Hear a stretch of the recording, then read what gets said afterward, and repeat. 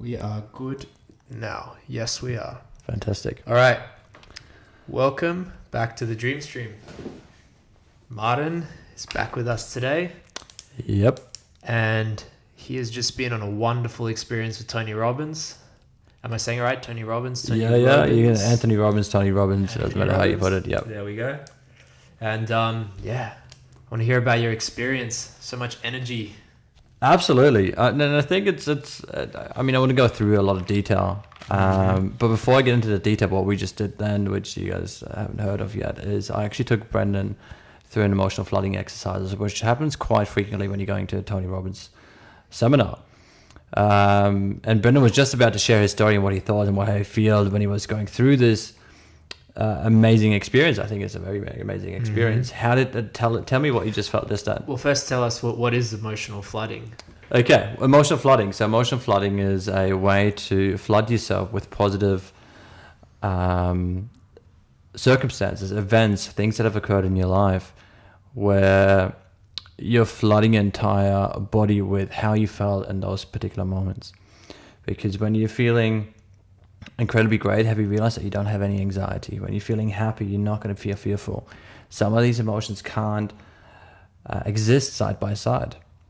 So one of the most amazing things you can do is to prime yourself and get into a great state right from the get-go in the morning. So it's like a quick meditation exercise, but it's more than just calming your nerves down. It's calming them down and then replacing them with like this positive energy just to get yourself that high vibe feeling and really move forward and go, all right, let's take that into everything we're doing today. Absolutely. If you look at a lot of things that you feel fearful about, I think we spoke a little bit about last time, it's always fear, it's always holding you back. Okay. But if you're feeling grateful for something or you're feeling proud for something, you're not really fearful anymore and you start to take action. I'm definitely grateful for that emotional flooding experience. That was actually really cool. Yeah. So tell me about, how did you feel? I mean, was this your first time you've done this? I mean, you've done meditation before. Yeah, I've done heaps of different kinds of emotional flooding, from like, switching on the right kind of music to get you going. That's like an emotional flooding experience. What was different about this is the way it was kind of guided was to bring in images and thoughts and to really feel it. So it was a very in the moment kind of experience. It was very mindful in a sense, and to take yourself there, but to bring it into the here and now. And I felt my body kind of be like just more alive with it. Not to sound, it's not so much in a spiritual sense. It was like I genuinely felt what I was feeling back then, and I thought that was the point of it. And what I really liked is at the very end, what Tony said was, were there a bunch of things that you didn't necessarily remember that suddenly flooded in? And I thought, yeah, totally. Like I got to remember so many good experiences in my life that I have had and that I am genuinely grateful for. Even I also had a lot of negative experiences come in, but I tried to really add that positive flair to it, to be like, okay, where I am now, where is that taking me? Yeah, because it asks you quite interesting questions. And it leads you in a very interesting way. And like you said, you think of things that you never thought of previously. I mean, you think of them, but they just in the back of your head. You're running through your day to day. You're going up to the next moment, whatever that moment might be. But I think it's an amazing time to just reflect and going, wow, I mean, I'm rushing through life the entire time. But while I'm rushing through life, I'm having some amazing moments at the same time. And it's an amazing time where you can just kind of sit down and just reflect and going, wow, what's this time? What are some of these amazing moments I've just had? And really reflect on them. Because sometimes even when we're in those amazing moments, we don't really think about them at that moment. It's like kind of going through a really old school photo book. And even these days, to try and make it more relatable, is Facebook. Not going through your past year's photos, but going back to 10 years back when you first started your photos and going through those and getting that emotional experience, like, oh, that's how I felt then in that picture. Oh, that was a great time. Yeah. That's an amazing sort of a metaphor for it. I think when you have those experiences on Facebook and something comes up from 10 years ago and you're going, oh, I don't remember that, but that's a really good remember. Oh, wow, that was amazing. Wouldn't it be great if you started your day every single day that way? Yeah, totally. To really be grateful for the experiences you have had.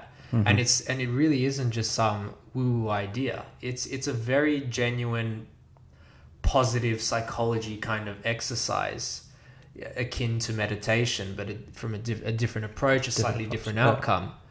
That I find is very effective to kind of kick you out of a particular state of mind that might be holding you back from something.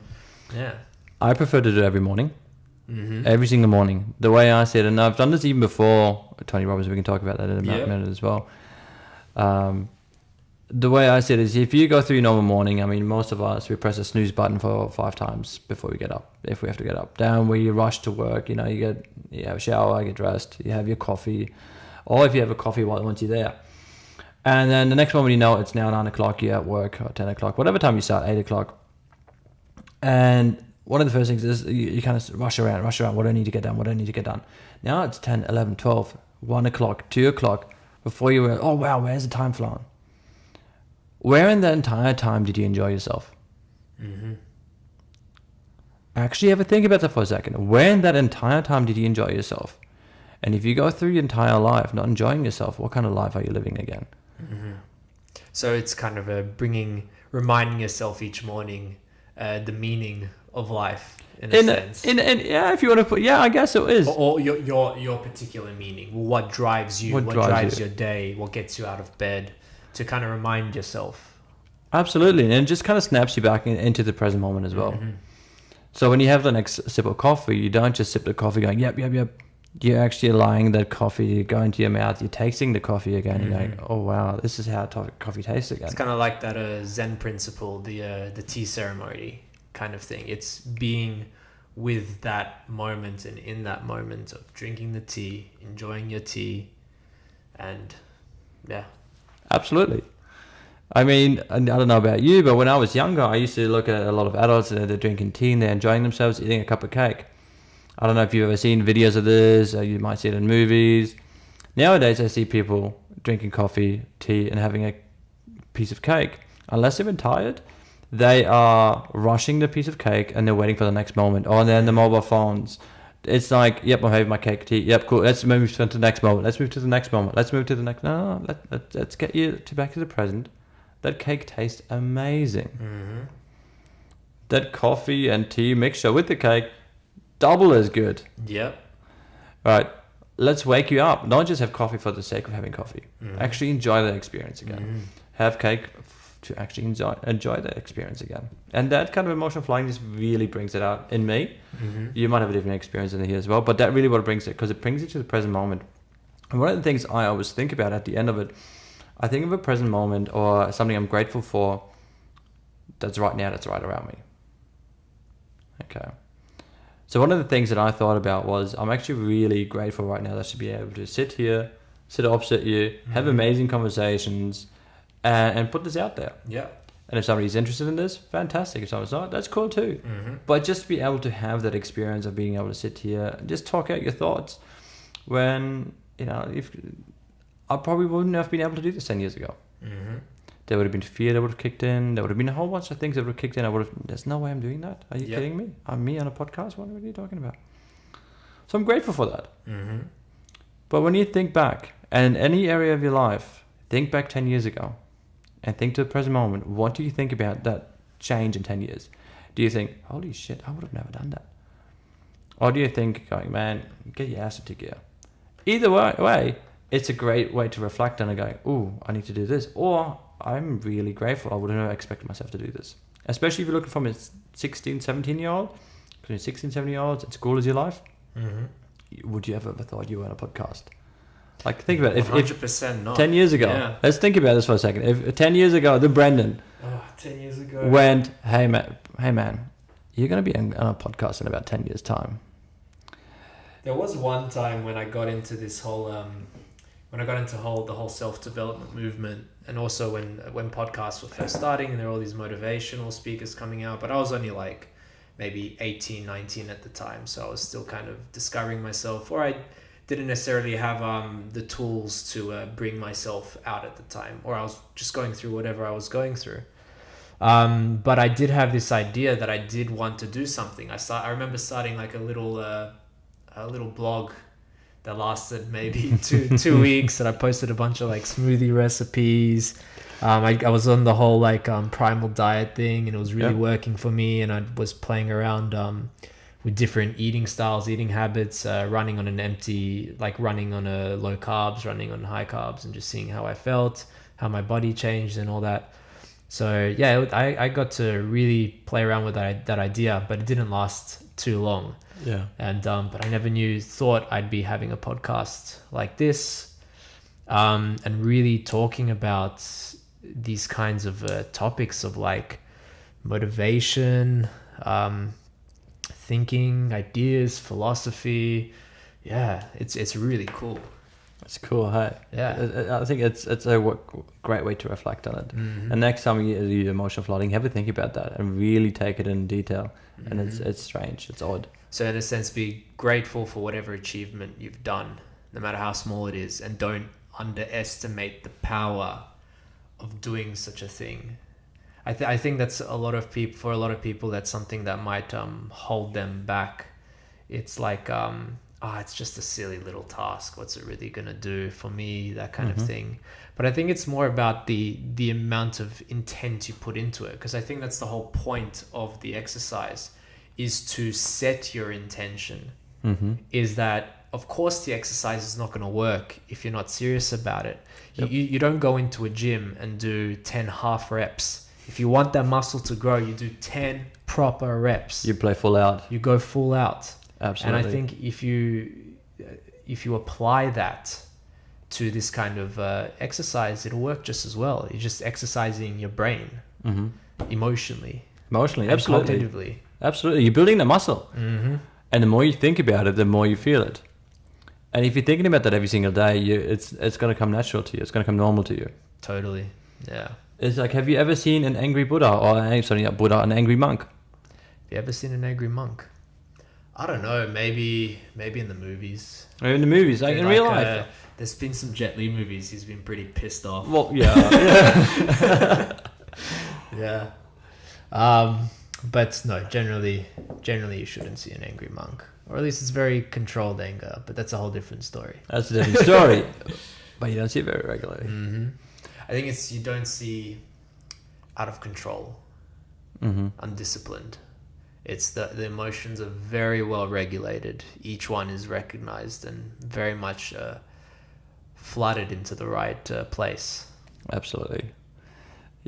Yeah, and I'm guessing that they build that muscle over and over and over and over again. It's the whole repetition. It's repetition of the same thing. I remember when I used to train Taekwondo, like that was my first martial art that I really got into, and I had a really, really interesting teacher who, what really gave me a good foundation is that he would always say, if you practice 1,000 times the wrong way, then it will always be wrong. If you practice 1,000 times the right way, the same kick, no matter how simple the kick is, you will get a perfect kick in a sense. But if each time you're not 100% into it, then you're going to be 1,000 times off. Yep. But each moment is important. I've watched Shaolin monks train, and on like YouTube and stuff, of course. But they will stand there for like 2 hours and just like on their head, or bang their head against something until it gets like iron, or they punch sand until their fists turn to iron in a sense. So yeah, that idea of a repetition, and you get there. Yeah, it's like expecting you to go to the gym one time and being huge when you walk out. It's not going to happen. No. I mean, I've tried. I have tried. I have gone to the gym, 3 times in a row, and it was still not huge. Yeah. It's not going to happen. No, you definitely don't walk out. Even takes like 2 weeks for the muscle to just kind of really bounce back. So yeah, let's actually start going into Tony Robbins a bit. Okay. I'm actually very curious because I didn't know about him much. I didn't really listen to him until you kind of brought him to light in a sense. Yep. And I remember before we started doing this, you kind of were counseling me in a particular way or coaching me. Yep. With a particular method, which I'd never really heard of or approached before. And it tends to be very hard for somebody to get me to think in a different way. Either I'm stubborn or I'm just too far in a different realm. And so, yeah, it's very hard to kind of pull that out of me. And you managed to really pull something particular out. And when you said you were going to this Tony Robbins seminar, and then we spoke about actually having a podcast about it, I thought, okay, I'm going to do my research on this guy. I'm very curious. And then I started to see the connection. You saw the similarities? I saw the similarities. Yeah. I started to understand why you held him so highly as an idol. And you mentioned that he's an idol in your life. Yeah. So what I really wanted to kind of know is what was like the big motivation, what really moved you about Tony Robbins' approach or his experience that drew you to him? Because usually I find when we have an idol, there's something that we're modeling in a sense that we see a greatness in them that we feel we have the potential for, that we want to draw ourselves to. Absolutely. Well, I think it started back when I was really young. I would have been about 11 or 12 years old. I would have been really young. And I remember seeing his infomercials. And I mean, even that already drew me, but it wasn't much because I could never sleep at night. So I'd play, a Pokemon or whatever it might be to like 4 a.m. in the morning. And that's when the infomercials are on. And it'd either be, I'll watch church, the pastor screaming, or I'll watch infomercials. It's going to be infomercials. And Tony Robbins was always on there. How long ago was this? This would have been 16 years ago. 16 years ago, yeah. And he always talked about losing weight. He was a guy with big teeth, and it just always seemed a little bit different. And I was like, "What is this? This is cool." But I didn't really think much of it. I just resonated with me for whatever reason. I don't know why. And then I got to about the age of 18, 19. Maybe even a little bit earlier. A little bit earlier, about 17. And I started to go into, I was working in sales at the time, telephone sales, doing telemarketing. The worst job you can think of, telemarketing, insurance sales. Like this is what I was doing. And I'm trying to figure out how to get better because I see some guys who are making like 10 sales a day. And here's me with an incredibly strong accent. I can hardly talk English. I mean, I can communicate, but my accent's so strong that people are saying, "Hey, you sound like an Indian." And I'm like, what is the difference between myself? I mean, sure, my accent's there, but there's people without accents there. And other individuals who are making 10 sales a day, well, other people are making 1, 2, if lucky. And they're pushing and pushing and pushing and pushing and pushing. And it started a bit of a search. Because I started to figure out, okay, maybe it's a strategy. Because the first things I've always thought about, maybe it's a strategy. Maybe they're using something different. So I delved deep in sales. I delved incredibly deep in sales. I got every book I could. I read, online, YouTube videos, you name it. And during that search, Tony Robbins came up again. And I'm going, okay, this guy, I remember this guy from the infomercials. Yeah. Like, why is it jolting me back? This is odd. But cool, let's listen to some of his videos. So I watched some of his videos, and it just made sense. Like a lot of the other stuff that you listen to, they talk about knowledge. And then you've got the knowledge, but you don't know how to apply it. And some of these things you could tell when I was reading a book on sales. And I was reading a book on sales, you could tell somebody who's used it and who's applied it to someone who hasn't. So there was people who had theory, and the theories sounded very great, was sound, but there was nothing kind of connecting it to reality. Absolutely.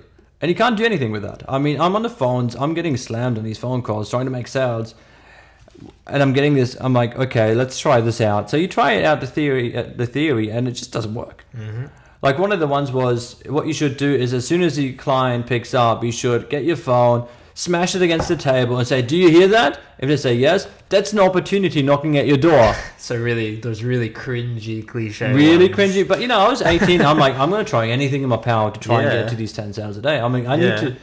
I've never been an underperformer. What's going on here? Why can't I do this? You've got to be kidding me. So I try everything. And then very simply, you can find out the books that are just theory-based are the ones when you do that random things and it doesn't work, versus the ones where you apply strategy, you go, I didn't expect that response. What just happened? Okay, cool. So that kind of let me, okay, like obviously there's some sort of communication skills here. The sales skills really got me with the communication skills. And it wasn't long after that I got made redundant. I mean, the entire company went out under. I got snapped up by one of the big banks. I did well there, and then they put me into a coaching role. Now, this has put me now on a platform.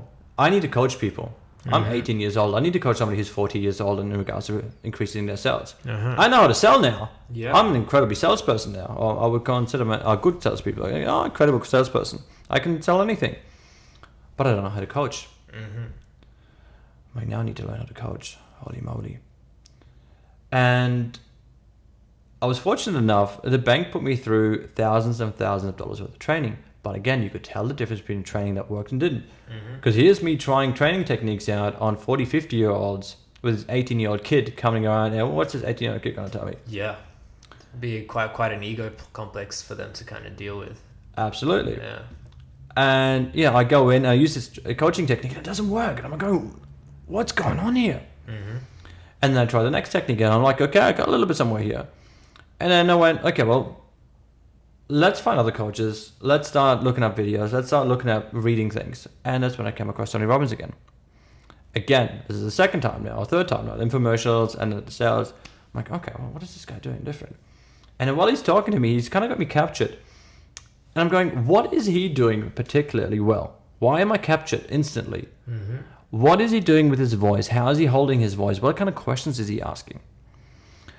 And what is he getting out of people? Because you look at something that he's doing and you just instantly feel something and you're going, okay, what? So I started to model him a little bit. I kind of go, okay, well, I need to kind of talk the way he does in a little bit of way. By no way means will I ever be as good as him. That guy is just, like you said, he's like a Jesus in a strange way. Without, you don't have to be godlike. He has that. He's just got a particular quality that he can move masses of people. Yeah. I mean, 6,000 people in a hall, everyone completely captured and for 14 hours straight. Yeah. Like we'll go into that in a second, but think about it, for 6,000 people for 14 hours straight. Yeah. Holy moly. Yeah. Very difficult to keep people their attention held for that long, especially sitting in chairs and listening to somebody talk. Yeah. Tell me about last time you may have had a meeting, a seminar for half an hour and you wanted to get out after the first 10. I can tell you about lectures that I've been in that I want to get out. I remember my first degree in construction and property. I spent a lot of my classes outside drinking coffees instead of sitting in a class through that. But there were some classes where we had a lecturer for law and contracts law, and this guy could keep the entire class coming back every single time and captured each time because he just projected such an energy. But those other classes where it was just, what am I doing here? I'd rather go grab a coffee and chat with my mates, and then we'll do the assignments and be done with it, kind of thing. And we've all had teachers like that. Yeah. I mean, at university, even high school and primary school, we've all had teachers like that. They shouldn't have to take a roll call. That's something that always clicked with me. Why do we have to take a roll call? They should be so intriguing, like such a lesson that we want to be there every single time. Exactly, but it doesn't happen. So what's the difference between them? What is the difference? What is the difference? In my opinion, the difference is the character, the energy, and the genuineness of the person who is teaching you. It doesn't always have to be the right knowledge. No. It's more how do they make you feel when you're there.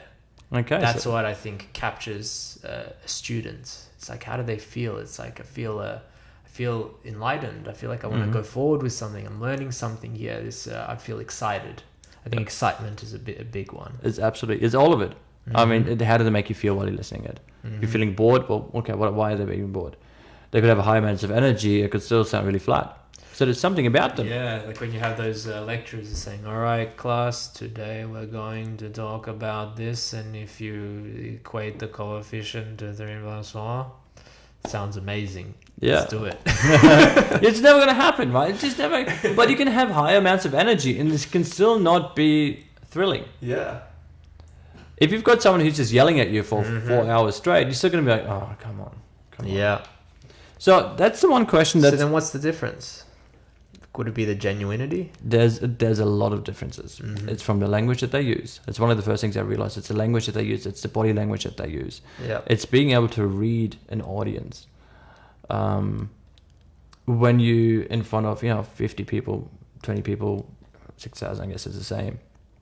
You can read the audience. You can feel the audience. When you've got people crossing their arms, for example, okay, I've just either touched on something that's really quite emotional, or they're now not enjoying it as much anymore. Yep.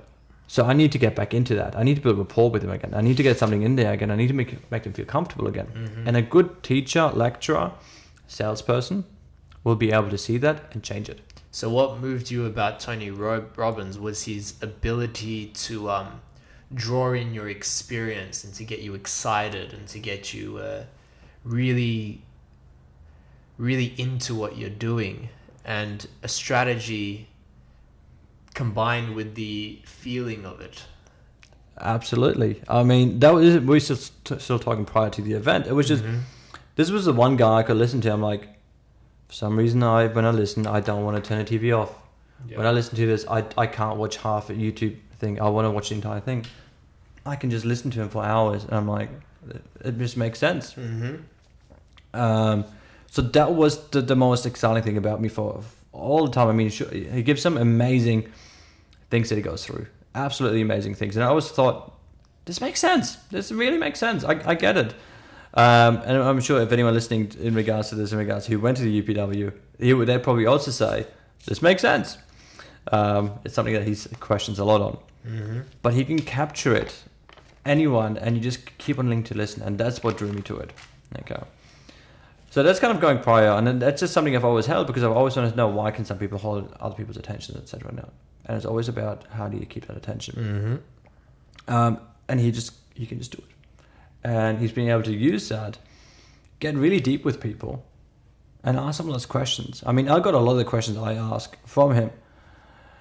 I middle that with my sales techniques and my coaching techniques, and I put all three together. And when I speak to someone quite deeply, it gets really interesting. And I can start to see the patterns. I can start to see some of that stuff. You get to really get into beneath the layers, beneath the kind of facade that we not necessarily put on, but the facade of how we're relating, but what's beneath, the subconscious, the unconscious dealings that are going on.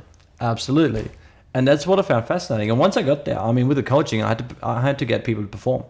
So, I mean, if you're working at a bank, they're not going to pay you well if you're not performing. You're out there pretty quickly. So I had to perform. So this now leads me back to I'm 18 years old. Yep. So how is this young kid, Tony Robbins, being able to do this with people who are so much older? I'm like, I need to model some of these things that he's doing. So I started looking into it, and I thought, okay, well, what if I say this phrase that he said was phenomenal? Let's see what happens with this.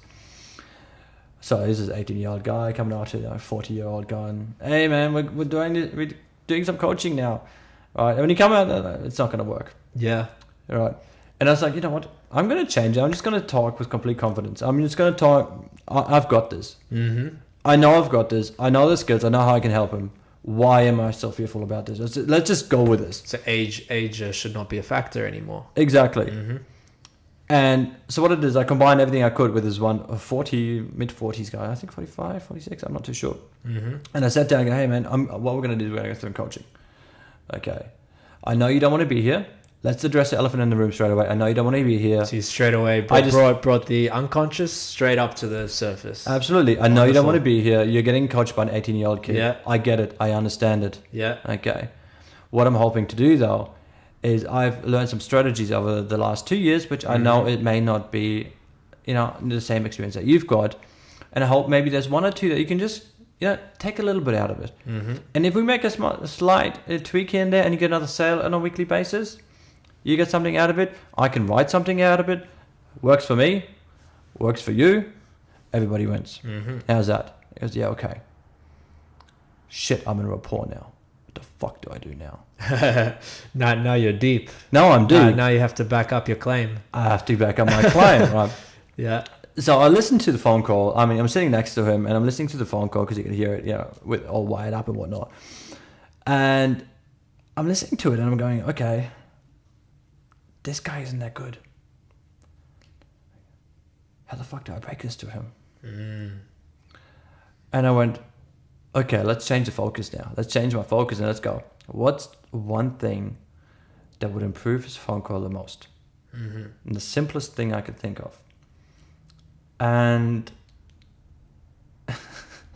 I went and I listened to it. I was like, how did you get? And you go through the normal spiel. How did you think you go, etc. And this is now giving me some time to think about this shit, because I have no idea. I'm still trying to pick all these different things that I can improve on, that he can improve on. So I'm going, how do you think you went? How did you go? Yeah, I went pretty well. I'm like, yeah, agreeing with him. Yeah, I think you did phenomenal. Bullshitting now. He did not do phenomenal, but he felt phenomenal. If I was to go up and it's like trying to steer a car while you're in another car. It sounds a bit weird, but let's say if you're coming head on with another car and you try and change the direction of the other car, it's not going to work. You're going to crash. However, if I'm driving next to you and I push you to the side a little bit, you're now going to change directions. So I thought, I'm going to have to come from this angle. Give him praise, make him feel good. I mean, I'm an 18-year-old kid. I mean, it's 40-year-old guy. I got to really give a bit of respect. And I said, how do you think you went with your questioning?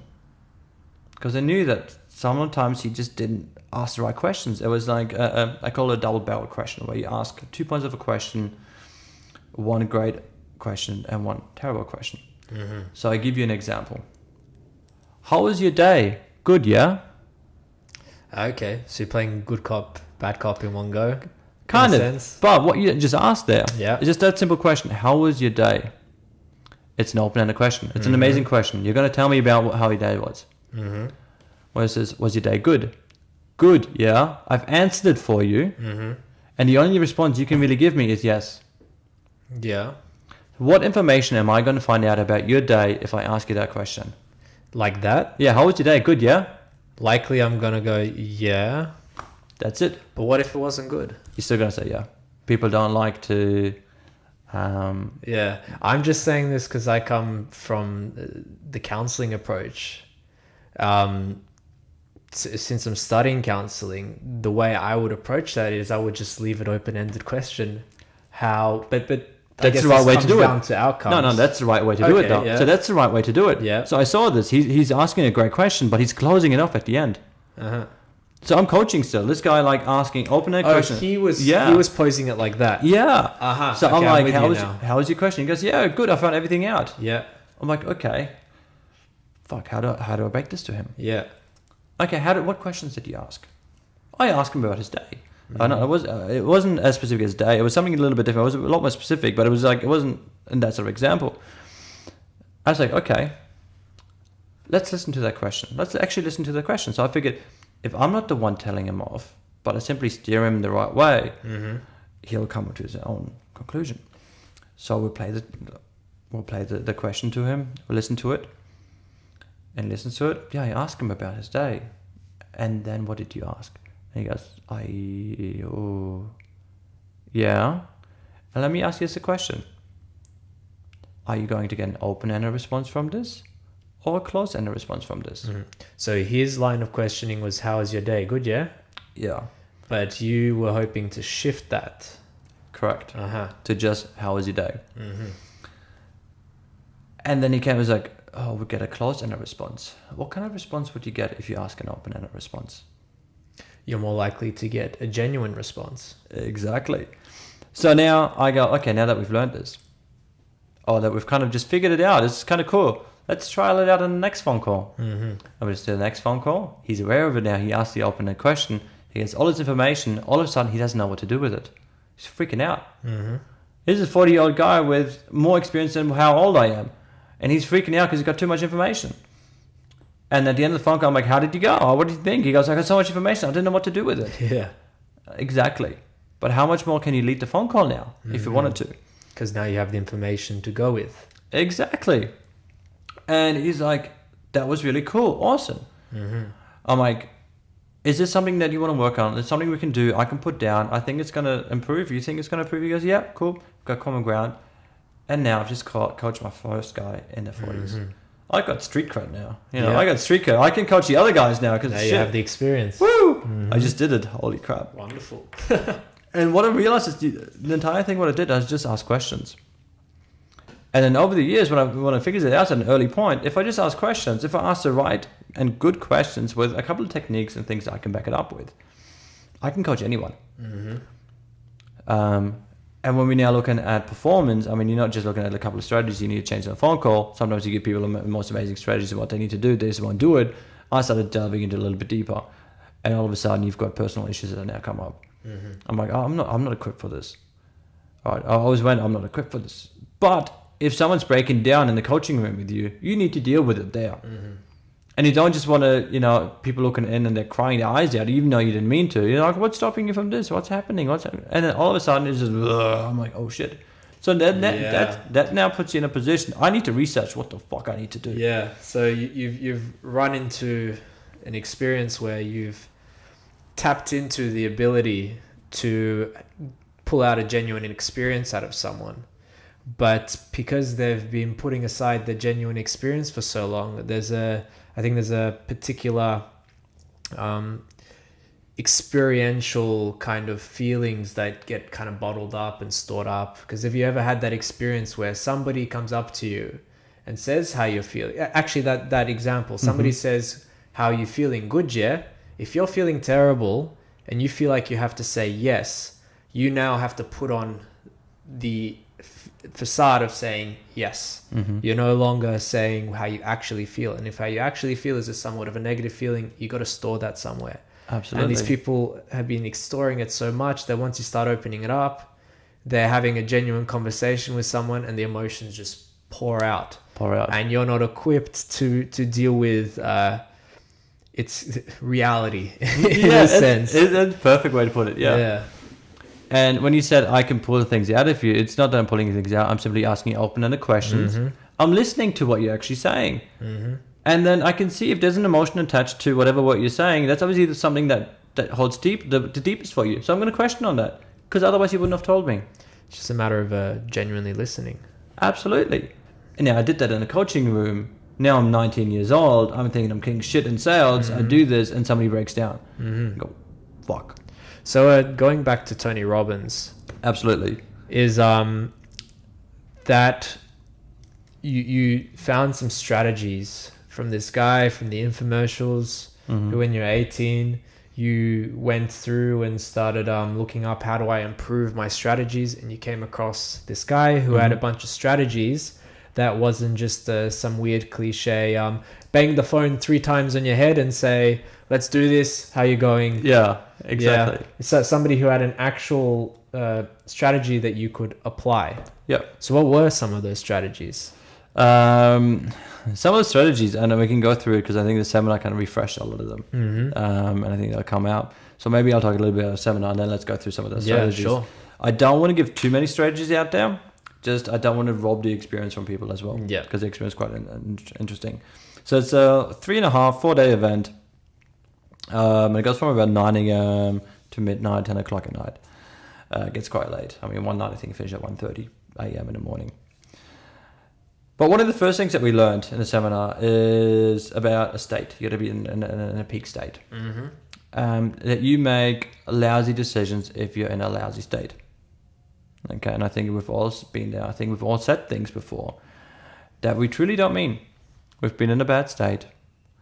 It doesn't make us a terrible person. We can be still a phenomenal person. I think we all are. At the core, we are all phenomenal creatures. So let's say a bad state, for example, you're feeling sad. You're feeling sad, you're feeling depressed, you're feeling angry, you're feeling frustrated. Mm-hmm. And usually you're always feeling frustrated at yourself, sad at yourself, depressed at yourself, angry at yourself. Now, when you're in those states, and somebody can come up to you and they can be in the most loving state ever, you can say things and you can do things that will hurt them. Mm-hmm. Does it? So you're much more likely to react. And I think anger is probably the quickest one, is that you've been so angry that somebody just comes up to you and says, hi, how are you? Fine, thanks. Or go away. Yeah. but then sometimes you go through that and you go, oh shit, that was like that was my mother-in-law or something like that. Absolutely. Or maybe that's Great example. yeah. Moving on. Is that your personal experiences coming out now here, or no, I'm not married. I'm just trying to make it relatable. Okay. To some people, but anyways. Perfect example though, right? Yeah. Doesn't mean you make you a bad person, but you're coming from a bad state. So how do we change the state? So one of the things that he really goes through is your physiology and your focus. If you change the way you're standing, change the way you're sitting. If you change your shoulders back, you put a smile on your face. I think if anyone ever wants to trial it out right now, stand up, look up in the sky, and put the cheesiest grin you can ever think of from ear to ear, and then try and have a negative thought. Trial it out. It's not going to happen. Mm-hmm. Weird. Now curl yourself up, put yourself on the ground, put yourself in a really depressive state, and watch the thoughts that are happening to you. Mm-hmm. Knowing this, what state do you want to be in? Right. Now what he teaches you, and he goes through a couple of strategies there, where you really feel some of those bad situations that you've been in, the way you feel the negative thoughts, everything. And he puts you into those habits that you have, those circumstances that create those habits where you instantly go into a shift of negativity, frustrated, you take your pick. And then he puts you really quickly out of that again and shows you a way to how to go from the most negative state to the most positive state and the most beautiful state, or they call it a peak state. So his strategy is based on shifting your emotional state. Instantly. Within a heartbeat. It doesn't have to take you an hour. You don't have to eat ice cream for it. You don't have to, just instant change it. So I was doing a bit of my own research, and what I came across is he said something that the first thing you do, because a lot of people say change your thoughts, or if what you're focusing on is affecting how you're thinking, and that's true. But he said something very interesting first. He said first change your physiology. Absolutely. Because your body has so much more control over you than your brain, in a sense, likes to think it does. It likes to ignore, like, I'm limping on my right leg. No, you're fine. Keep going. Or focus on that. But what he basically said is change your physiology first. Put yourself in a more happier, expressive state, however that is for you. For some people, that's going for a walk. And then some of his strategies more specifically were, like you were just saying, look up to the sky. It's that idea of you opening your chest up. And when you see somebody on the street who's confident, what's the sign of confidence? Their chest tends to be up. And then I think that it's related to elevations in serotonin. So you have the chemical, then you have the emotional, energetic, and it all kind of flows on from there. Absolutely. So change your physiology first, like exactly how you said. But after you do that, now change your focus. Okay. So you change your state first by changing your physiology instantly. Break the pattern. Just completely break the pattern straight away. When you see yourself going into that state, you know where it's going to lead to. You absolutely know where it's going to lead to.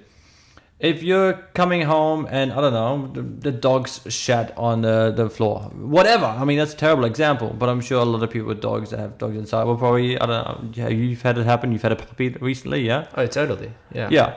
And it's like, oh, fuck. Now, you can get, that might be a trigger for you where you now go into a state of anger for the next half an hour, whatever might happen. Or change your state straight away. Go, oh, okay, I'm going to clean it. Cool. And now just have fun with your dog. In fact, with dogs in particular, is that they mirror, that they can tell you so much about what emotional your state you're in, because you are their world. Absolutely. And they're so focused on what state you are to tell them whether we're in a safe space or in a dangerous place. And you'll find as soon as you have the slightest bit of anger, the dog tends to start putting his own head down. He gets in that same kind of state. He thinks he's done something wrong maybe. So yeah, when the dog takes a dump on the floor and you get angry at him, wait. Doesn't help. Is he modeling you first of all? That's the point I'm trying to get at. Yeah, I know. I'm emotionally. I'm talking. Have you shown him how to take a shit on the floor? Have I shown you how to take? Yeah, I go outside and I walk in. That was a joke. Right, this is how we do it. But I completely get you. Like the dog. Yeah. I mean, you are the word for the dog. Yeah. You come home after a minute, they're still happy to see you. Mm-hmm. So yeah, it's a very good reflection of that kind of emotional state shifts that are kind of going on. Is that you get angry, and if you're projecting that, the dog kind of feels it and he tells you. He tells you, he shows you. Mm-hmm. And just most of us, when we're in an emotional state, we don't realize it. Mm-hmm. Okay, change your state and you'll start to notice it as well. Mm-hmm. Change your state, change your focus. Because if you start to focus on something that's really, really bad and you keep focusing on it, your physiology is going to come back. Mm-hmm. Your shoulders are going to drop again, etc. So change your physiology. If you've got a dog, have a look at them. Mm-hmm. But then change your state. Your focus. So that's kind of his first strategy that he that he kind of shows you what you experience in the seminars. Absolutely. He then goes to a little bit more, but I don't want to rob anyone over this who goes to this, or who will go into this in the future. He shows you a little bit why you've got some of those habits that you're having, and why some of those habits will probably contribute to you getting into that state. Mm. Okay. Your values, your belief systems, that sort of stuff. Mind you, while you're going through this, I think we were 3 hours in, we had like 3 dance parties already, and within the first 3 hours, he keeps you in, it's like a rock concert and personal development. Mm-hmm. So never think about this, if anyone ever wants to go, never ever think of this as, I'm going to go there for 50 hours and all I'm going to do is read and write. That is the furthest from the truth. What we actually had to write, I would probably say it's a paragraph max. That's it. It was more about thinking about yourself and how you feel and what you're looking forward to, but also just understanding why is it some of the things you do. So if you're a smoker, why are you smoking? If you smoke weed, why are you smoking weed? If you drink fizzy drinks, why are you drinking fizzy drinks? Mm-hmm. What are some of those negative habits that you have? And we all have them. We all have things that we prefer not to do. But why are you doing them? And how do you replace them? Would you like to replace them? And if the first thing is, if you're smoking and going, no, I don't really want to replace them. Well, why is it that you don't want to replace them? Understand yourself more on a completely different level than you ever have before. And it takes very, very deep. So that's day one. Mm-hmm. This is just day one. This is 14 hours after. You're like, what just happened? So day one was a very emotionally loading kind of experience. Absolutely. Mm-hmm. And anchoring as well. So he puts you into a lot of emotional states throughout that period. But I think what it really does is sets you up for day 2 and 3. Mm-hmm. And I'm opening my book right now because I just want to make sure that day 2, from day 1 to day 4, things are a little bit meddled up because there was just so much taken in at that point. Mm-hmm. And what are your thoughts in regards to what are your questions? What are you thinking? What am I thinking? Yeah, about all of this. What I'm thinking is because I've been looking into some of his stuff and you've been through the actual experience. Mm-hmm. And I picked out a few different ideas. So for example, one of them was the emotional loading one, which I found was very interesting, and how it kind of brings you into an experiential experience, which is so important. I think that's the big difference, where we've gone into a very strong thinking mentality and a very thinking mind, so it's all up in the mind. But then I think where he comes across differently is because he just blabs and blabs and blabs, but he's not just blabbing, he's taking you for an emotional ride while he's blabbing. So he's giving each of those words something to feel about as well. And I think that's what really hits home for people, is because I think society in general is there's a lot of a mismatch between our feelings and our thoughts. Mm-hmm. So what he's able to do is not just motivate you with the strategy, but he's able to actually make you feel what that means to experience going forward with something, or having a motivation about something, or using a particular strategy. So yeah, we're just touching on the emotional side. Then he starts to get into more the technical details, and I think that's something I really wanted to talk about. Was he uses it was actually you pointed it out first, and I started applying this as a shift in thinking. And then when I started doing my research, I saw what it was, and it was asking the right question, and not just asking the right question, but also on top of that, asking why you want to do something and being outcome focused, which sounds like writing goals, but there's actually something slightly different. It's not just writing your goals. It's having it's the method of finding a very good quality goal. Yep. So tell me a bit about that. Yeah, I think you touched on a couple of things. So first of all, thinking about the being in your head. One of the things he says, stay in your head, you're dead. So anything and everything you ever do is in regards to emotions. Okay. So one of the reasons why I always said, let's figure out an outcome, figure out a why, is why, I mean, Tony Robbins talks a lot about this. Simon Sinek, if you've ever listened to him as well. No, I have not. He will talk about the why as well. The why starts first. Before the why, you can't do anything. The reason being is the why creates the emotion. If you don't have emotion in regards to something, you're not going to take action. Something can make perfect sense. You're not going to do it. If you don't have an emotions behind it, if there's no emotions driving you to do it, you're not going to do it. Never happens. And I mean, we use it for this, but why? And then the outcome, you need to be outcome focused. Otherwise, where are you heading? It's like the plane. If you go 2% in the wrong direction, you're going to end up in a different country. It's just not going to happen. So we need to be really, really focused on the outcome. And the strategy is, which is, by the way, one of the things that he teaches. It's about, emotions or your action that you take, strategy and outcome. Strategy is find someone who's done it before. Find someone who's excelled at who's done exactly what you want to achieve. So if you're going to run a mile, you don't go and a mile a minute. You don't go and just start running. It's not going to work. Find someone who's run a mile a minute, ask them what they did. Copy what they did. And I bet you any money, you're going to be able to run a mile. So who's someone that you can look up to that has achieved exactly what you want to achieve? Not the theory side of it, who's actually gone and done it. And then copy them. That's it. Model it. Model it, copy it, model it, whatever you want to call it. Do exactly what they've done. Because they know what to do. They've used, it's taken them 10, 15, 20 years. Had the experience. Yeah. Why not use that? Isn't that the whole idea of evolution? You have to evolve from something that's already happened. And if we're talking about, if you're like a Darwin theorist, is that it's a survival of the fittest kind of thing. And typically what worked would be the fittest in a sense. Absolutely. So you evolve from that point. So model on somebody who has done what you want to do. So in your case, Tony Robbins as somebody you've modeled the strategy on. Yep, correct. But the funny thing is, he coaches on doing the exact same thing.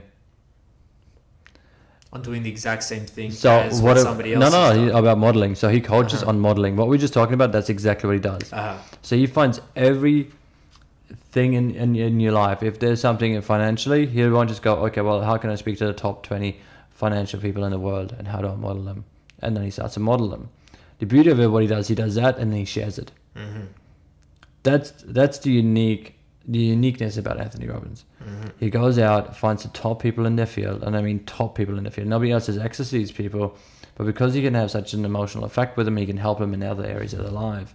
They allow him access to some of their knowledge, and then he shares that with everyone. That's something that just kind of clicked based on what we were discussing before when we were kind of planning where we want to take this. So I think that's essentially what we're doing, or part of what we're doing here in this conversation, is that we're finding people who we know. They don't have to be famous. They don't have to be celebrities. There's plenty of everyday heroes. Absolutely. That we want to essentially bring in, have a chat, and bring out their model and share that model. So I guess this is a very kind of cornerstone podcast for us. I feel like we're getting to that point where this Tony Robbins experience is something you've modeled on, but he coaches in modeling. So that's actually very interesting. I'm getting a very, in the moment insight here. Yeah. Very cool. I think it's very, very cool. I mean, even if we could reach out to people who've gone to UPW and share their stories, because I mean, some of these individuals, some of them amazing people on the medal, but some have had some remarkable stories already. Even if we could get some of these guys, if they want to jump on board, this would be amazing to share their stories. Yeah, totally. That would be cool. Cool. But yeah, continuing sounding like Tony Robbins fanboys. Yeah. Can you tell me about how he uses outcomes? Expand on the question for. So the thing that kind of really differentiated that idea of outcomes for me was there's been like for ages there's this whole concept of write your goals, Yeah. and focus on your goals will drive you. But he's got a very different approach to goal setting, and that's and he shifted it to outcome setting, which Correct. still sounds like the same thing. But I remember when you were kind of using these techniques on me, like you'd ask me, what's your vision? Or what's the outcome you want? What do you want? I'd always give you an answer. But each time I gave you an answer, I'd get this feeling that you would straight away kind of hone in on that. That's not it. And I'd get frustrated. But because I was recognizing that this is something in me, I was getting frustrated at myself. It's like, he's right though. This isn't well defined enough. So it's for example, you'd ask me, "What's your vision?" and I'd tell you how I'm going to do something. Correct. Rather than or like write a little list of things or something like that. So what is the difference with this kind of outcome driven goals? Yeah, I think one of the things you should always try to do is create a compelling vision, and this way outcomes. This is what I used, and I think it worked brilliantly for me. Is create a compelling vision for yourself. Put yourself in yourself in 5 years now. Where would you like to be? Okay. Is it getting that raise? Is it getting spiritually more in tune, etc.? Whatever it might be. Actually have to think about it. Not just I'm more spiritually in tune. It's not focused enough. If you go spiritually more in tune, here I'll give you a religious book, go for it. You're now going to be more spiritually attuned. It's not specific enough, so you do need a really specific goal. And the best way to do that is to envision yourself. Where do you see yourself in 5 years' time? You've seen yourself, I'm sure you can think about it, where were you in the last 10 years? Where do you want to go in the next 10? Envision yourself there. So it's still goal focused, but it's a way to kind of really refine that goal specifically. Absolutely. And it's going to be compelling enough. If you're not feeling emotions when you're talking about your outcomes, you're not going to take action. So that's the difference, is that you need to feel the goal. You can't just write it down on a piece of paper. If you're not feeling it, it's probably not the goal you want. Absolutely. Interesting. So when I was asking these questions, you were giving me answers. I'm like, okay, this is just surface level. Come on, let's get deeper here. I want you to start feeling those goals. It's kind of like, who are you trying to fool here? Yeah. Right? But the thing is, you're only fooling yourself. Yeah. Like, I'm hearing you, and if you want to go for those goals, okay, cool. I just know you're more than likely, as terrible as it sounds, having seen this thousands of times coaching people, you're more than likely not going to achieve those goals. It's not deep enough. There's no emotion behind it. So it's kind of like when you asked me, let's actually go back to that experience when you asked me, where do you see this podcast going? Yep. And I'd say something like, oh, I just want to get my voice out there. Okay, we've done that now. Strike one. Yep. Then we go, okay, I would like to get 500 subscribers. All right, strike. That's not it. I would like to discuss the kind of philosophies and thoughts that are on my mind, and strike, that's it.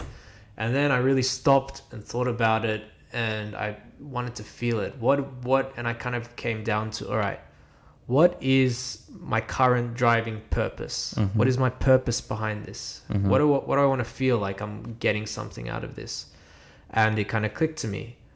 I want anybody who listens or comes down and sits and has a chat to walk out better than they were when they walked in. And so I felt like, wow, there's something more to this that I've just said. Now I don't just have a vision. Now I have something like a sense of something that's pulling me in a direction. Exactly. I haven't just put a full stop on it. Saying I want something at this time, like 100 goals of people listen to me, they're all full stops. It's not open-ended. And this actually taps on something else that we mentioned in the last cast as well, is doing something greater outside yourself. So it's more about how are you in service. Absolutely. because it's not always just about you in a sense. It's kind of this weird reverse flow of things, is when you put out, you get you back. receive. You don't know what you're going to get back. You will receive. But one of the reasons I was asking these questions is I couldn't feel any emotions when you're giving me the other three. For other people, that would be enough emotion, where they'd be, I want to get 500 subscribers, and it's going to be so amazing. Okay, then that's their goal. For you, it wasn't that though. For you, it was anyone who comes on in here or listens to us feels better than they did when they first started. And I don't care if it's 5 subscribers or 1,000 subscribers. I just want somebody to come in. I don't even care if we're pretending to record. That's what it was. I just wanted to have this conversation. But now we can, if you wanted to scale it, how do we do this? And for anyone listening, like 10 people. Okay, cool. How that's cool. That's really amazing. How can we do it for 10 people? Well, that's the irony, is that now we have the actual vision, then all that other stuff, you can build the surface on top of it again. Absolutely. But now that when you're building the surface on top of it, how more aligned does it feel? 100%. It feels so much more clear. There's clarity behind it. And you have emotion behind it. Emotion, clarity, yeah. Okay, and when you have those things, nothing can stop you. The only thing now stopping you is the strategy that you use. So now you can model people who've already been able to do it. You've got your emotion, you've got your drive now, you've got your pull now. You're no longer pushing. Now you just need to see who can I model, who's done something like this before. And you can go, okay, if I just want to get the results as quickly as possible, cool. Or do I want to use this as a way of uncertainty at the same time? And do I want to use it as a way of growth? And just kind of just put the feelers out there and see what happens. So the way he strategizes, the way he coaches modeling, is he starts with emotions. That's your central driving force. We could call that emotional energy. It's what drives the human being. Absolutely. Then his second phase is, how do we channel that? So we have our tools to shift our states. Then we enter the channeling of those states. So we go, okay, now we're in a positive state. How do we utilize that? Correct. So you have by asking outcomes, but you make sure that the feeling, that energy is behind that outcome, that it matches. Then once you have a bunch of those, where do you go? You've got to get your strategy. Now you find somebody who's done exactly what you want to achieve. And you model that. And so you model them. So now you've got 20 years of experience within 10 days, 5 days. If you read a book, you've got somebody's experience from 10, 20 years in the space of how long does it take you to read a book? Interesting. So I'm sure we all have idols out there. We all model ourselves on people. And I think we live in such a, especially these days, everybody is a character. Everybody's a celebrity. You can go on Instagram and almost anybody can be famous these days. So I guess it's very easy to model yourself on someone. So what would you say to people if they're looking for somebody to model, or just to remind them that there's something that they can do? Or, because I'm also curious about, because one of my personal idols is actually kind of coming up now. I'm steering this slightly a bit off the original question. But one of my idols is Bruce Lee. And what he says, because he's very much, one of the things he did is break apart structures. So you had the traditional martial arts, and they would model that on the previous martial art, and you had your katas and your systems, and you did all that. And he'd come along and say, that's all good, but the individual is not in it. So you need to sculpt yourself from that. You need to adapt yourself to that. So something I'm actually just kind of wanting to pull in here a bit is, when you're modeling yourself on someone that's done it right, if you do it by the book to the way that person's done it, should there also be a little caveat that says, but make sure you model it to who you are? More than likely you do it anyway. Otherwise you're going to fail. But I don't know if that's happening as often as as it should be. How often do you see people doing this? You think about what I'm talking about modeling. What do you do with modeling? Don't just you look at them and go, yeah, I want to be like them. That's not going to work. Get yourself around them. Ask them the questions. Find out what their strategies are. What are they doing every single day of their life? And what are they doing step by step? Yeah. And then do that. My question is, let's take the Kardashians, for example.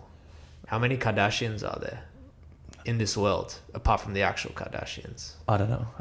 Thousands. Yeah. But maybe I'm just having a little personal thing here. Okay, but, let's go with the Kardashians, for example. People Yeah. want to be like the Kardashians. Mm-hmm. Do you think they want to be like the Kardashians or they want to look like the Kardashians? It's a huge difference. Looking like the Kardashians now allows you to have some sort of love and connection between them, and also looks at someone to. How many of them are actually getting in contact with the Kardashians, going, "Hey, how did you become as big as what you did, as quickly as what you did, and how did you build such an empire?" And actually ask those questions and get themselves around them and ask those questions.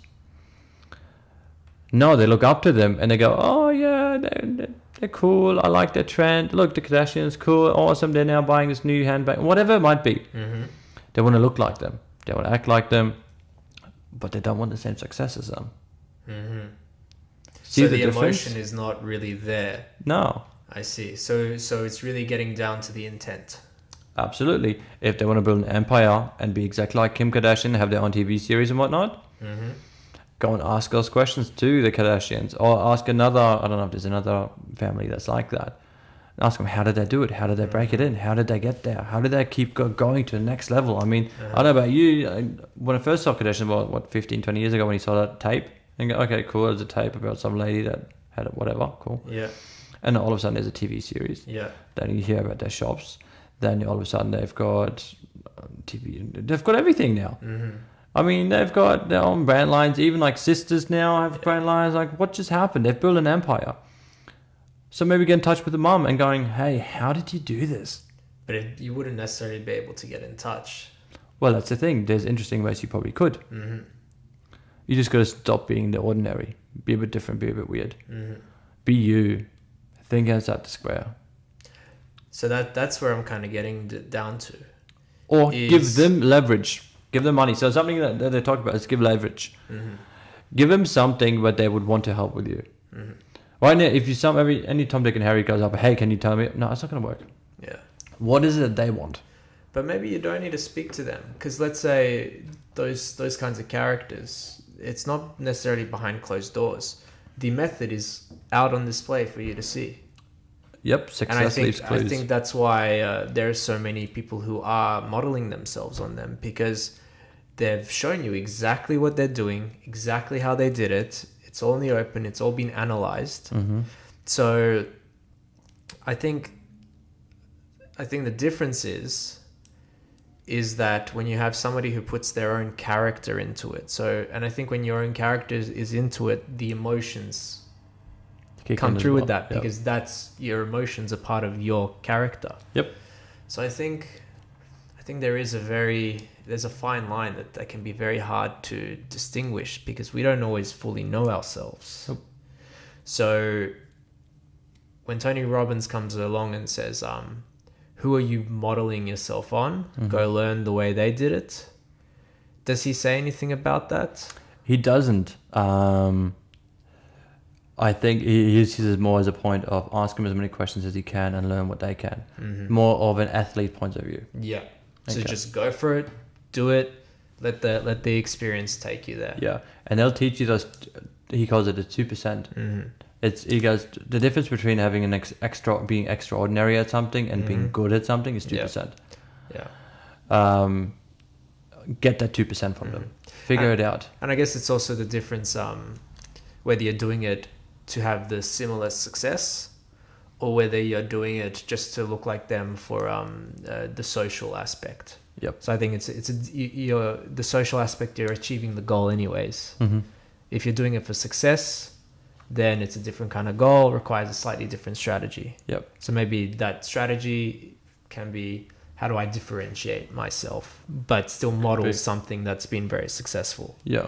But this even goes in relationships and parenting. This goes in everything. Yeah. So he doesn't just take this and goes in business and goes in finance or sports. He takes this also into relationships. Yep. your your boyfriend, girlfriend, partners, whatever, parenting, how you're parenting. He goes, there's rules and strategies that extraordinary parents use that good parents don't use. Find out, model them, figure it out, use similar strategies. I'm sure you're going to put your own spices on there anyway. So you can do this with every area of your life. Makes sense. Actually, yeah, I got to really make a couple cool connections there. It's cool. Do share. I mean, you've shared some of them already. Was there any other ones that you've had? Well, just going back to that Kardashian experience, I'm very typically judgmental of it because I don't necessarily think it's the best message, but then I try to, in this same kind of idea, well, they're successful about something. What is it that they're doing? What am I judging, and what's the difference here? And I got to kind of look at it from a different angle, because I'm thinking there's all these people trying to be like them. And then I thought, well, that's a social aspect. Whether it's good for society or not, that's not my place. I can't exactly change that. What I'm more curious about is the success and the kind of people who model themselves on it and the reason why. And I think that's the insight I got from this conversation about modeling yourselves on different people. We have different idols for different reasons. What I want to know is, what's the reason for modeling onto somebody? And usually there's a particular feeling or emotion that falls behind that, and an outcome. So if the outcome is to say, I would like to fit in to a particular social group, that requires I dress a certain way, look a particular way, apply myself in a certain way. But then if somebody comes along, I want as much success as they have, it's a different question. Absolutely. Completely different question. Yeah. Thanks for that. That was really cool. No worries. Yeah. So we're about an hour or so in. How much longer do you want to go for? I'm easy. Easy? See where the roller coaster rides. All right. So we've gone, Tony uses emotions.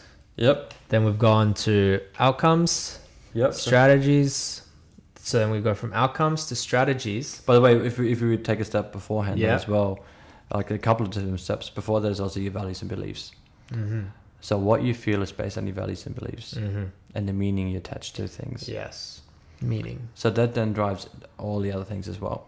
So he goes a little bit into it for you to understand your values and beliefs, because a lot of us don't know our values and beliefs, or limiting beliefs as well, and empowering beliefs that we have. But he uses emotions to try help identify. Yeah, he puts the difference between a value that hits you. Yeah. In the right, it's like hitting the right note on a piano or something.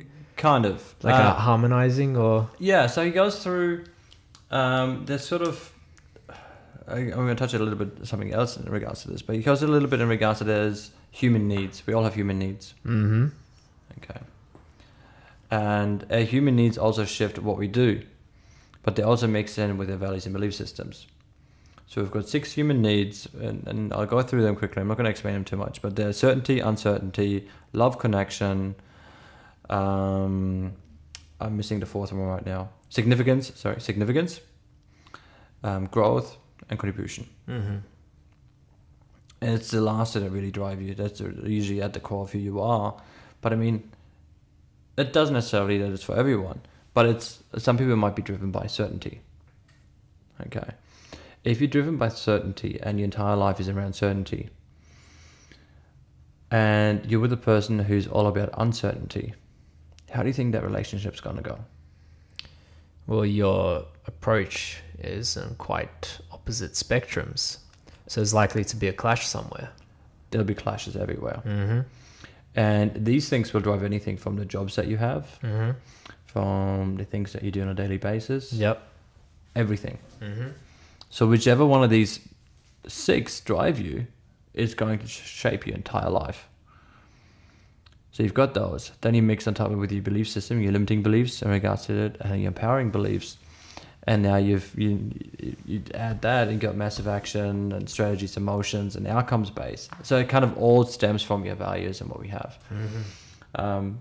He goes into that a little bit as well. So it's really interesting. It's like a multi-leveled approach. It's very, very multi-layered and very difficult. Each one you kind of need to get into in its own, especially when you discuss meaning and values.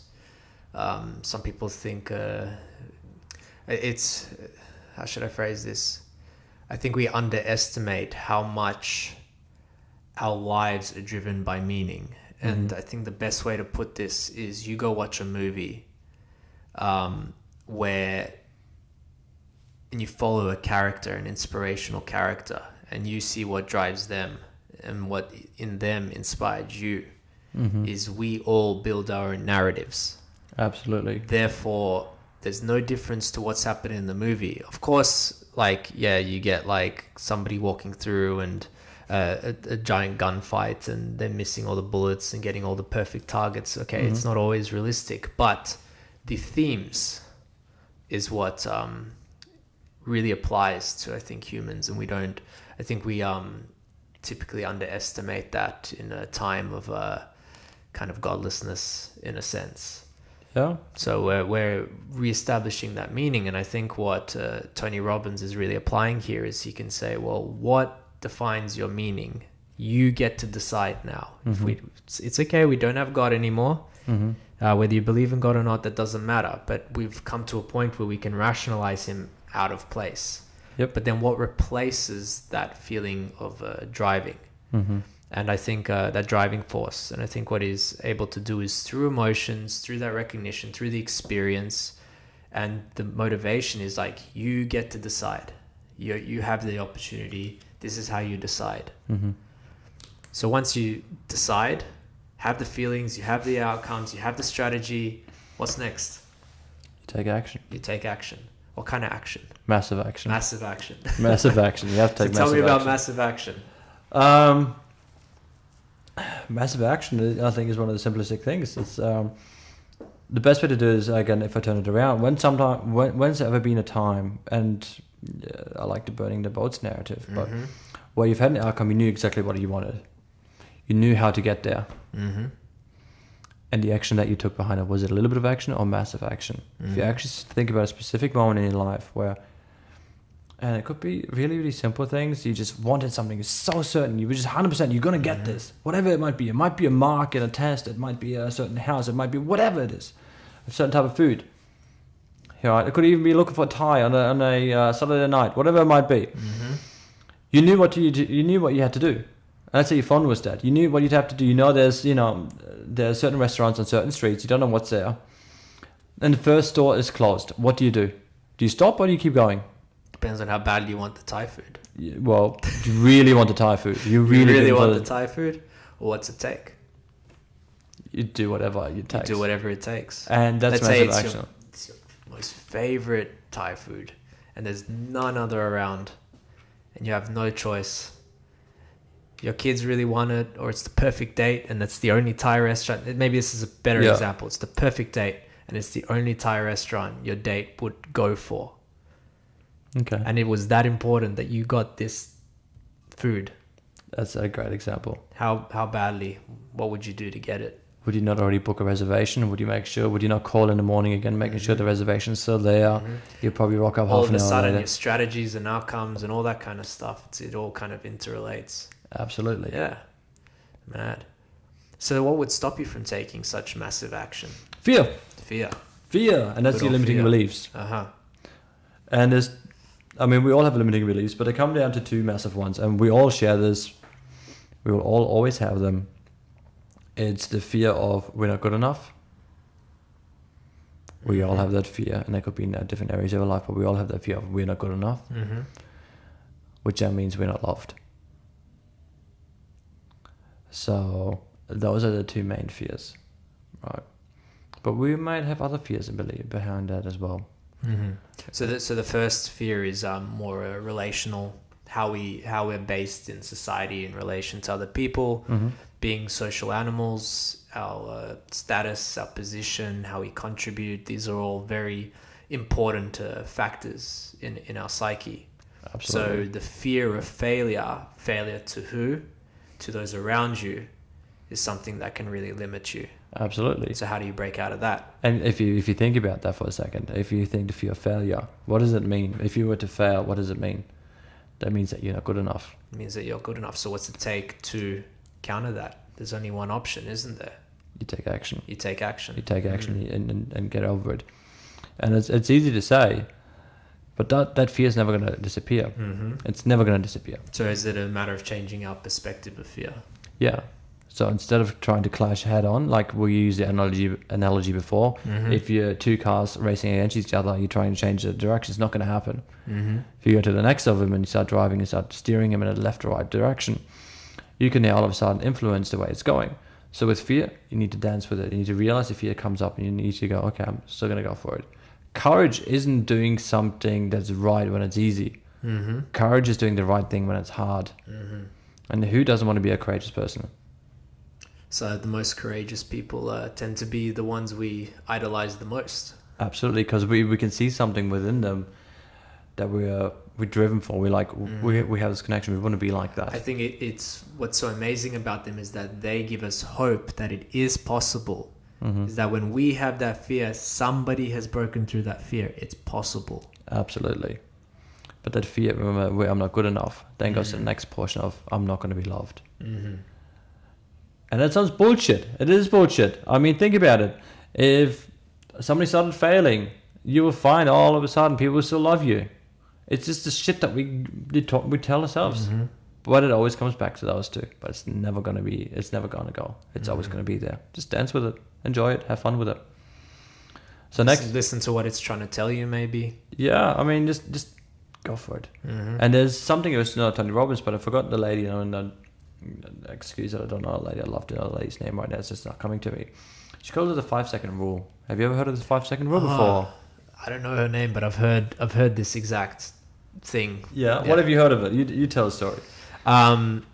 Isn't it where it's basically if you wait past 5 seconds, you've waited too long in a sense. It's like in the first or is it within the first 5 seconds you need to take action, otherwise the fear is going to start to really play on you.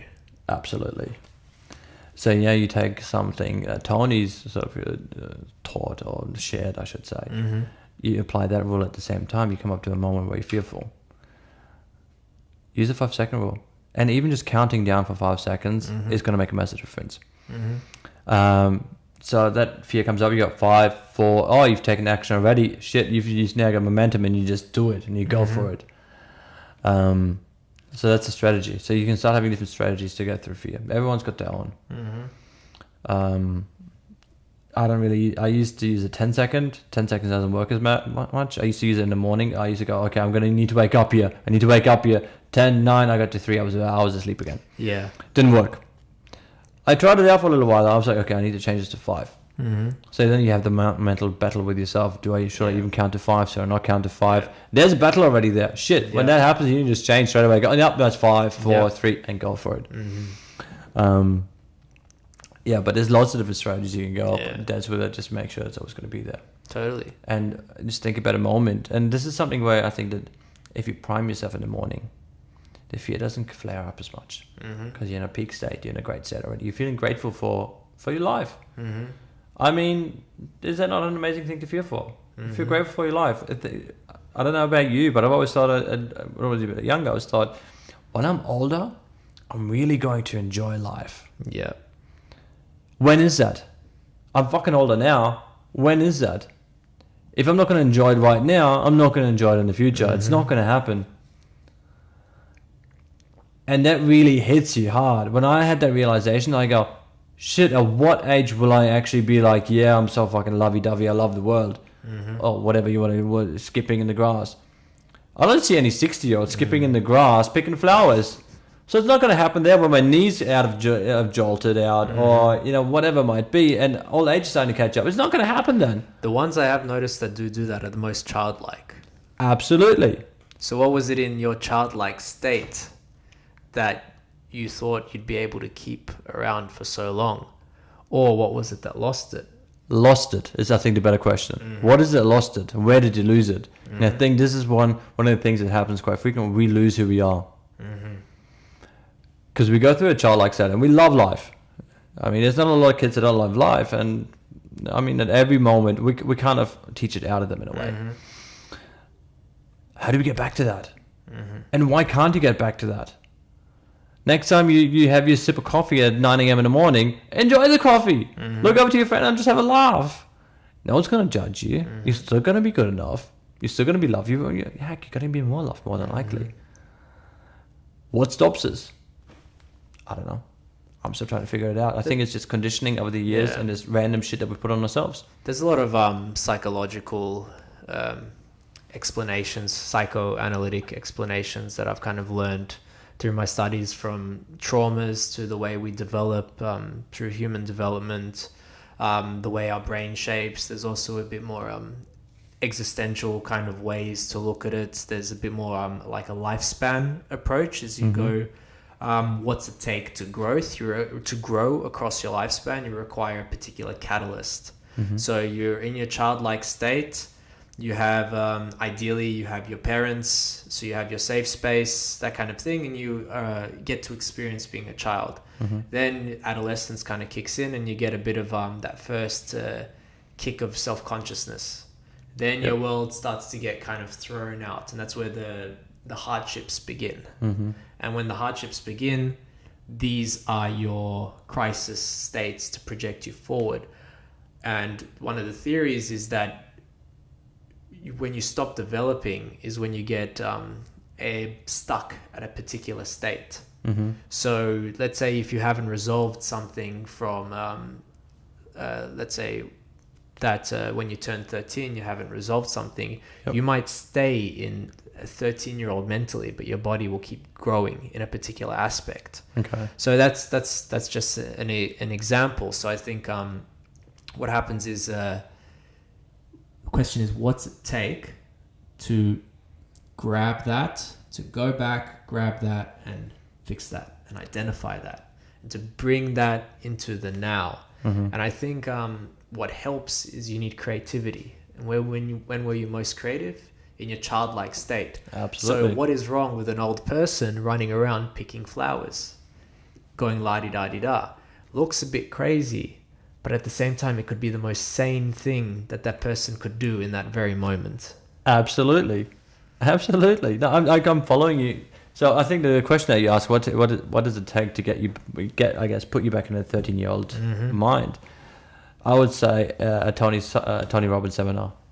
Tony Robbins seminar. Done. I mean, go into a Tony Robbins seminar. It will do that to you. Yeah. Or you could just get a counselor. I guess it's different a bit. I was gonna say you could look it up. Like, he's got so much stuff on YouTube. Oh, absolutely. I definitely got it through there, but I guess nothing compares to the personal experience that you had. Like I said, I've watched, I would say, just about every video I've seen of Tony Robbins. I mean, I watch his stuff on a daily basis. I still do. I haven't today. I mean, I've just come from 4 days. I haven't today. I mean, other than the emotional flooding in it this morning, and it was probably a podcast. So I guess I'm still listening to 20 minutes of Tony Robbins a day, right? Holy shit. You get so much listening to him. The seminar takes you on a completely different journey. It has total immersion.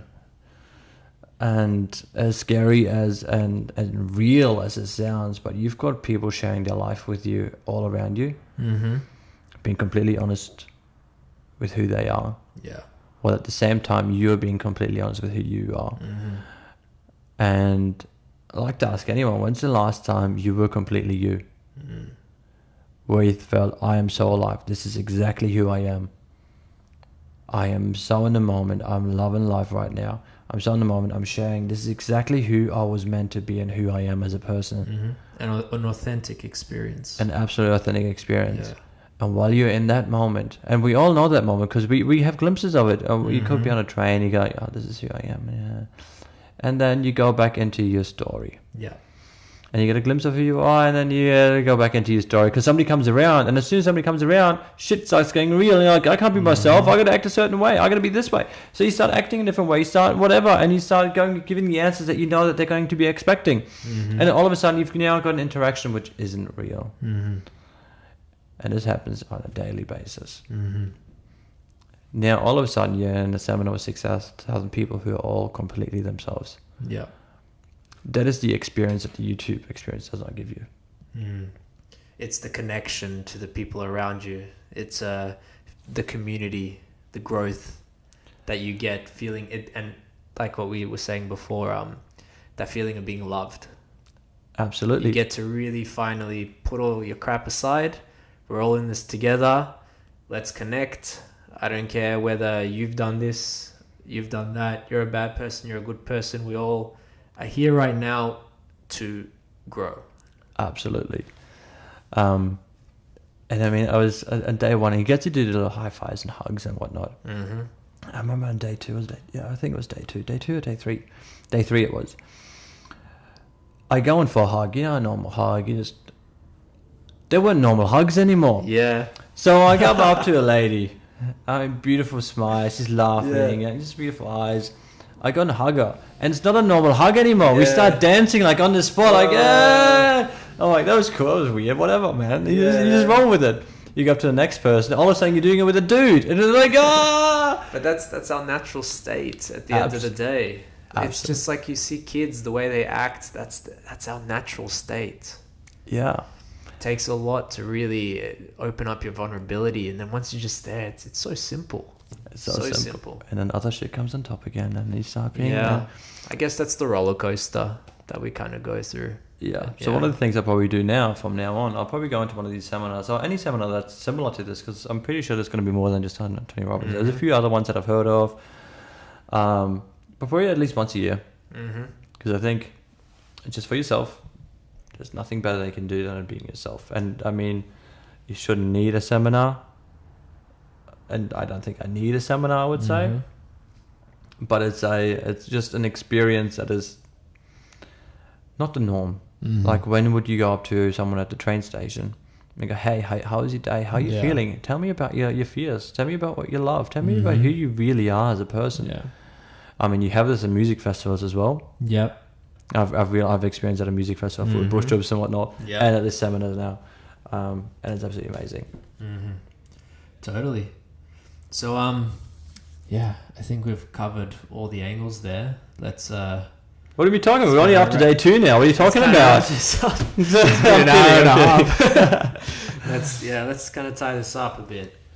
So basically, the first thing he starts off, which I think is actually the most important to start with, is emotions, and to really recognize how much they do drive us. Emotions and their connection to meaning.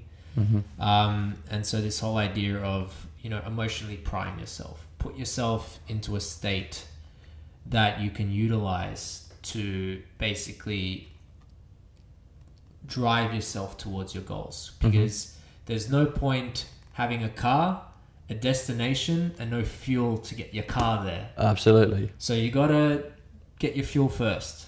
Once you have your fuel, get your destination, and make sure that your destination links up to the amount of fuel you have. So the amount of emotion, to have that level of emotion and intensity links up with your outcome.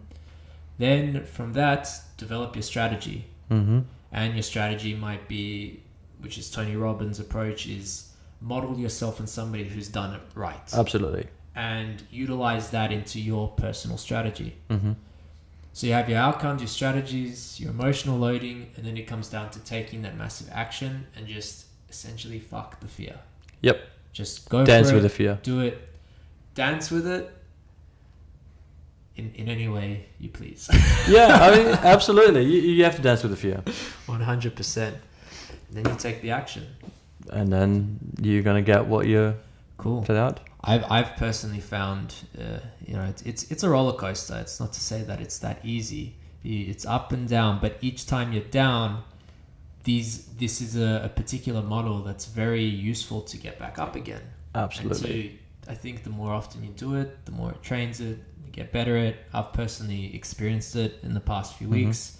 And it's just, I feel very, very alive and awake and very clear in where I'm going. So yeah. Thanks for that. No worries. Thank you so much. I think every single one of these podcasts we're having is a bit of a roller coaster ride. We never really know where it's going to go. It gets emotional at times. Totally. It gets better at it. All right. Sweet. All right. Cheers.